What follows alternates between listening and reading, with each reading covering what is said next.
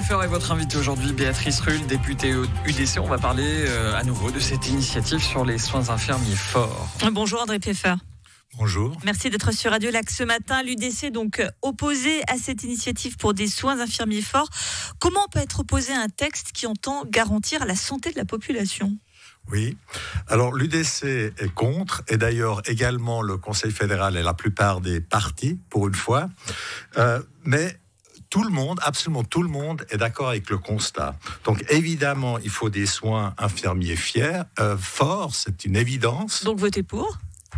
Non, parce que si tout le monde est d'accord sur le constat, la réponse de cette initiative est inadaptée et ne va pas.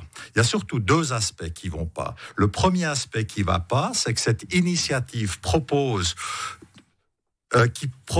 que les conditions de travail et les rémunérations soient de la responsabilité de la Confédération. Ça ne va absolument pas, parce que le domaine de la santé, c'est un domaine cantonal. Je vous coupe juste là-dessus, parce qu'hier, on recevait donc la présidente de l'association suisse des infirmières et infirmiers. Elle expliquait que ça fait 20 ans que son association se tourne vers les cantons pour que ça change. Rien n'a été fait. Du coup, ils utilisent ce moyen démocratique dont nous jouissons pour faire avancer les choses. On peut tout à fait l'entendre. Si les cantons avaient réagi, on n'en viendrait pas à voter là-dessus. Alors, c'est peut-être vrai, mais n'empêche que c'est un domaine qui est tout de même de la compétence des cantons, et il y a un mécanisme en Suisse dont d'ailleurs, d'une manière générale, nous sommes excessivement fiers, et je pense que c'est un des succès de notre pays, de notre économie, c'est que il y a aussi les partenaires sociaux qui rentrent dans ce domaine. Donc, de changer le tout en tout, c'est quelque chose qui est, je précise bien, pour le Conseil fédéral et pour la pour la grande majorité des partis, qui est inacceptable. La deuxième chose, et puis ça c'est aussi quelque chose qui ne va pas, c'est que cette initiative, évidemment, si elle devait être acceptée, il faudrait tout mettre en œuvre. Ça prendrait certainement 2 ans, voire 3 ans. Vous me direz, ça fait 20 ans qu'elles attendent, elles sont plus de 3 années près. Mais on oublie qu'il y a déjà une loi qui a été votée, qui est un contre-projet indirect, et ce contre-projet indirect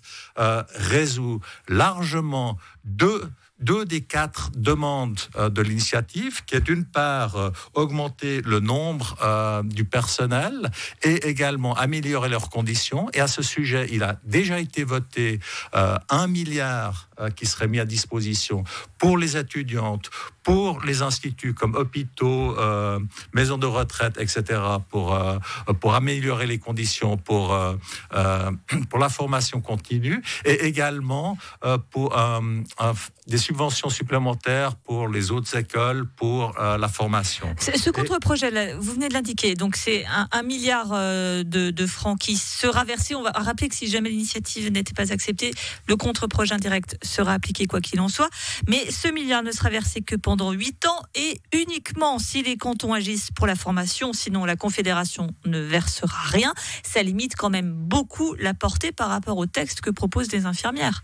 Alors écoutez, le texte de cette initiative, encore une fois, c'est des propositions qui devront encore être débattues, encore être mises en vigueur. Donc ça prendra un certain temps. Ce milliard, c'est effectivement que pour 8 ans, mais il est déjà sur la table. Donc il rentrerait en vigueur immédiatement.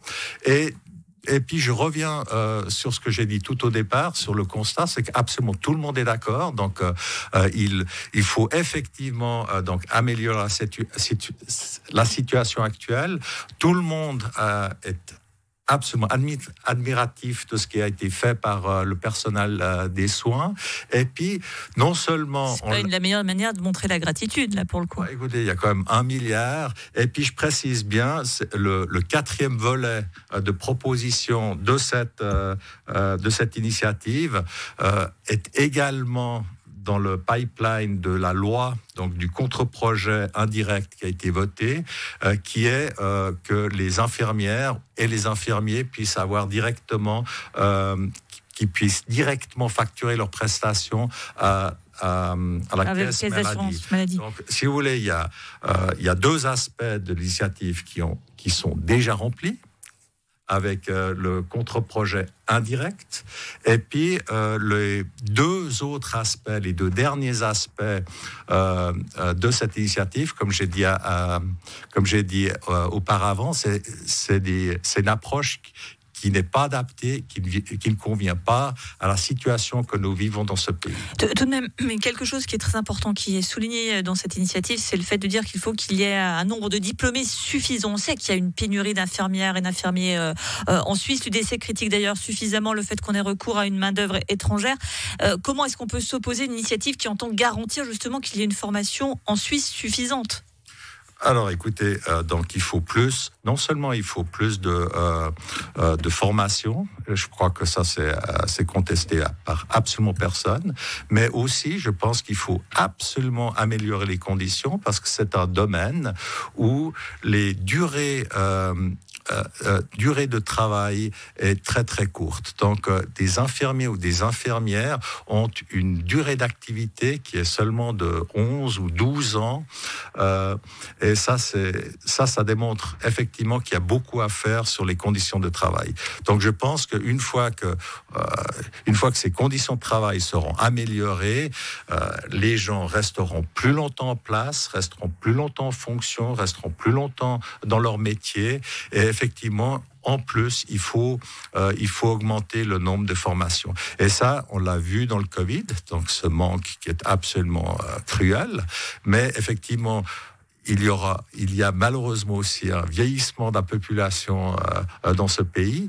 Et ce deuxième aspect montre que le besoin de personnel de soins deviendra encore plus important. Merci beaucoup André Pfeffer, pardonnez-moi, député UDC, et on va quand même rappeler l'importance effectivement de ce personnel soignant en temps de pandémie, mais pas seulement. Merci à vous d'avoir été sur Radio Lac ce matin. Merci.